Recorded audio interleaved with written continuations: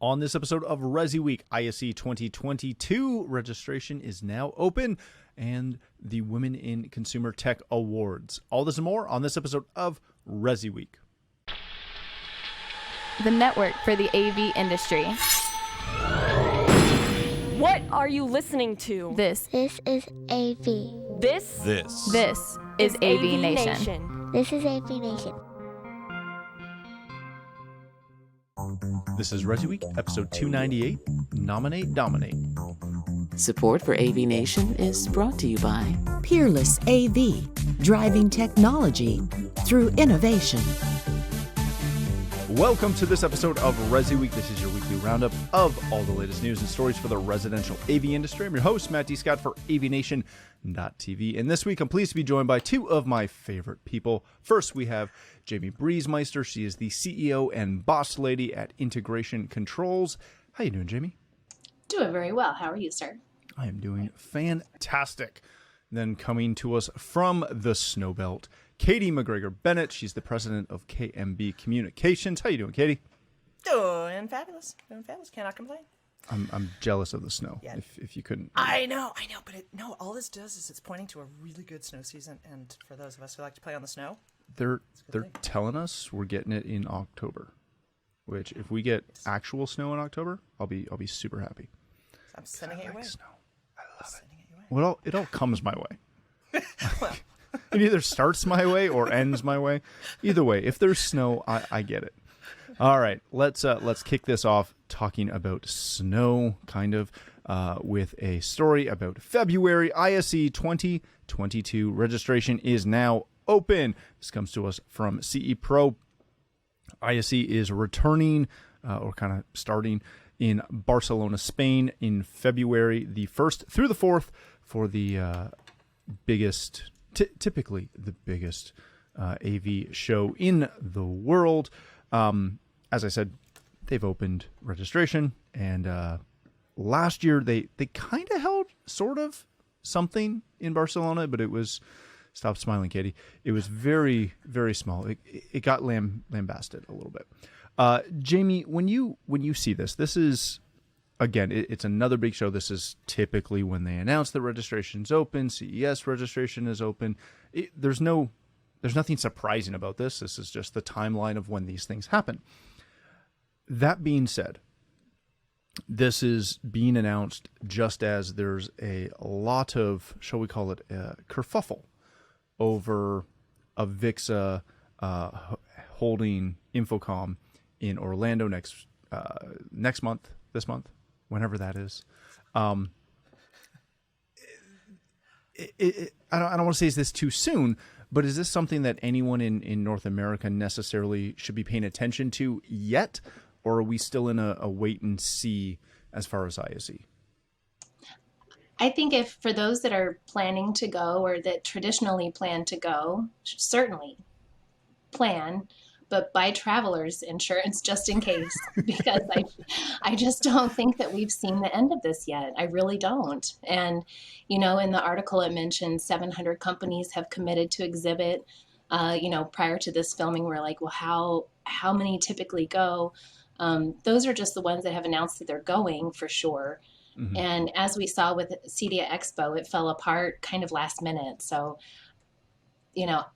I have always wanted to go to ISE. I haven't, and COVID got in the way these past 2 years.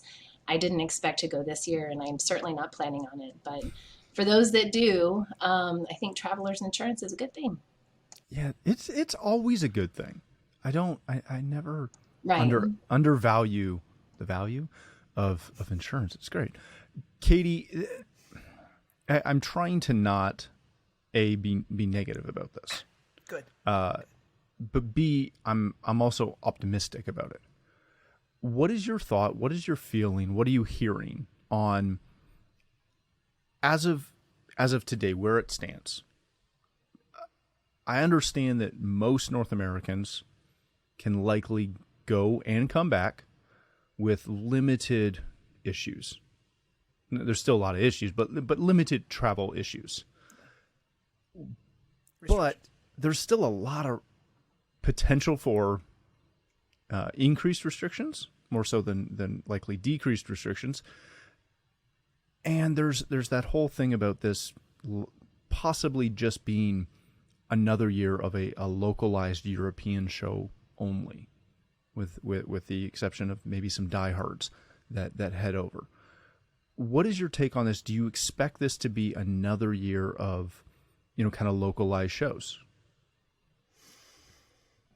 Okay, so those are two questions kind of packed into one, actually. So let's micro focus on ISE, since that's the event du jour, and then kind of a macro focus on events and regional versus national or international.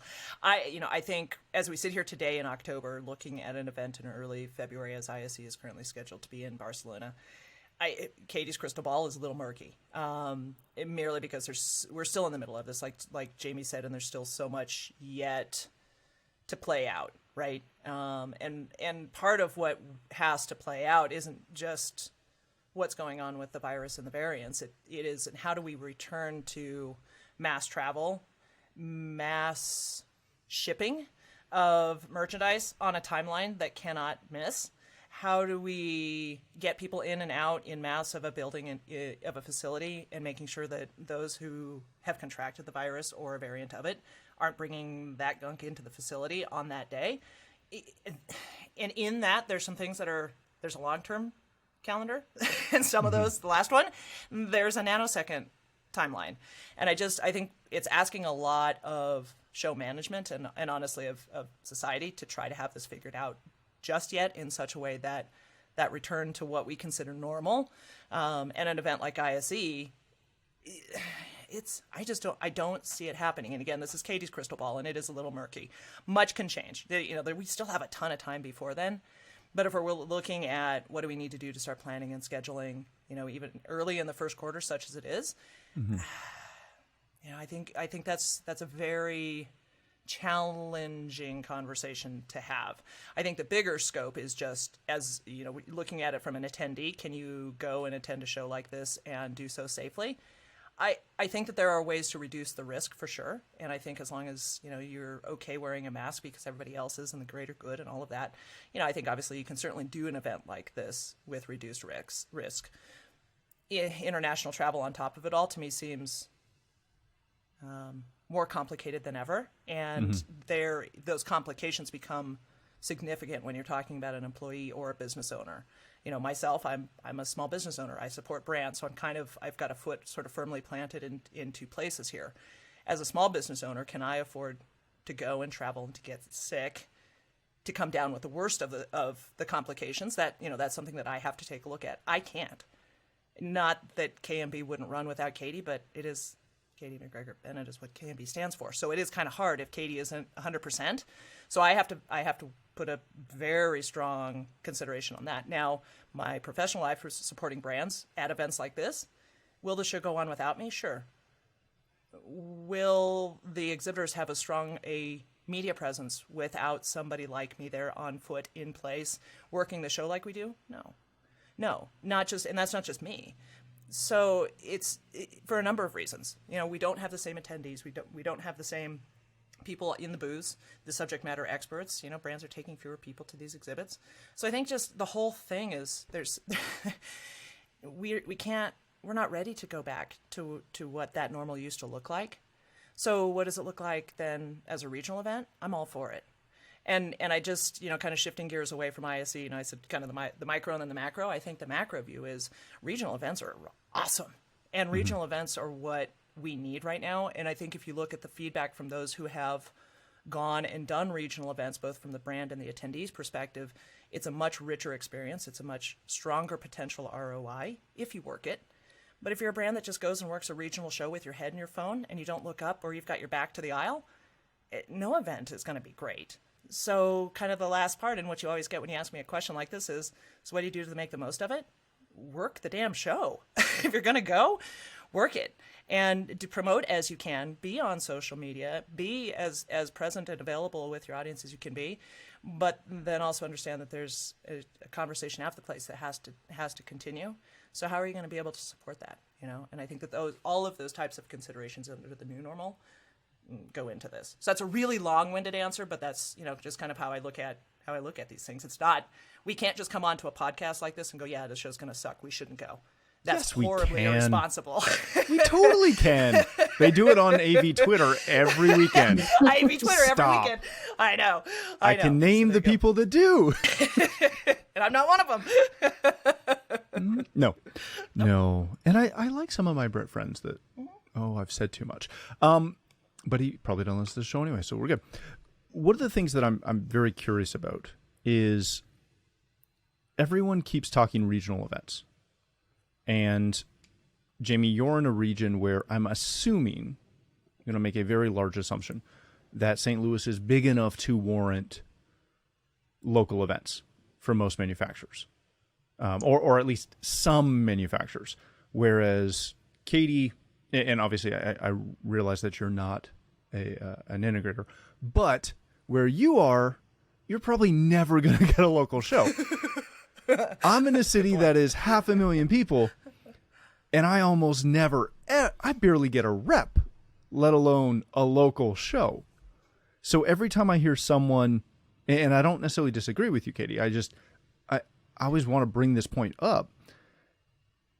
Localized shows are great, but if someone holds, and we've got an event this week I'm supposed to go to in Toronto that I'll probably spend 2 hours at, maximum as far as needed time, I'm going to lose an entire day to go to that show. And it's on my side of Toronto. It's not on the far side, which really sucks.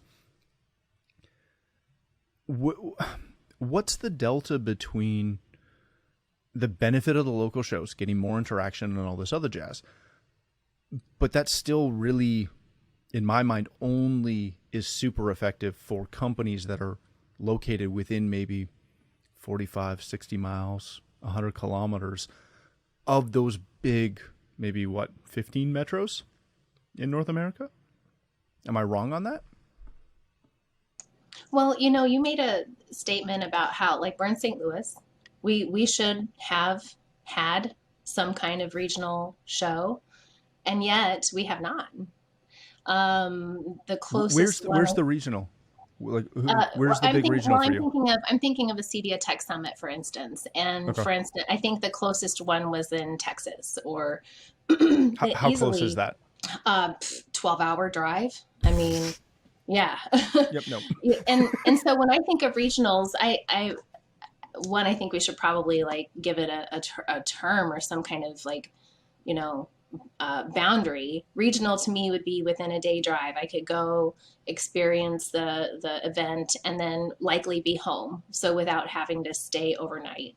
And I haven't even had that in St. Louis. So I would love a regional event, mostly because it's in the absence of a large annual event. So one of those, I'll take what I get. If this is the world that we live in today, this is the world that we live in today. And I would much rather have a regional than to have an annual event fall apart that turns into what it shouldn't have been. And last year, if I remember, ISE kind of did a similar thing. It was planned and then became kind of a regional 4-city tour, at which point, maybe it was too late to have that happen. I don't know really the value of the attendees, if they really got what they expected to get by going. I think we all want to live in a new normal. And the reality, I feel, is that it's just uncertain. And a lot of it mostly about travel, really. The international stuff and flying and people investing and sending their employees across country and then possibly coming back and infecting more employees. And, the reality is that that's true. And it's hard to, as a business owner, be okay with that risk at this point in time, really. So... yeah, I hope that ISE goes well for those that go, but I do think it will be more of a regional event. I doubt there's going to be as much international travel. Yeah, and that's exactly what we've heard about Infocom, and what I'm hearing for the most part with CES is it's still, that one's been very muted, but there hasn't been a lot of excitement for the international aspect of that. It's been quiet. Yeah, it's been really quiet Really for quiet CES. for CES. Isn't that kind of telling? Well, to be fair, they have no product. Nobody has anything to show. There is that too. A show for the sake of having a show versus show. Oh my gosh. Having a show because we've got a bunch of new product that people can actually buy. And Jamie, you and I have talked about this or a at number least of even times. like consider talking about manufacturing it. It's not even like, can we buy it? Because CES doesn't necessarily, it's not the bastion of like, hey, look at this awesome new thing. You can buy it today. It's look at this. We're never going to make it, but it's cool. We're never making it, ever. Never. Hey, thanks for watching the first segment of this week's episode. To catch the entire show, please click the link below or visit avnation.tv. That's avnation.tv.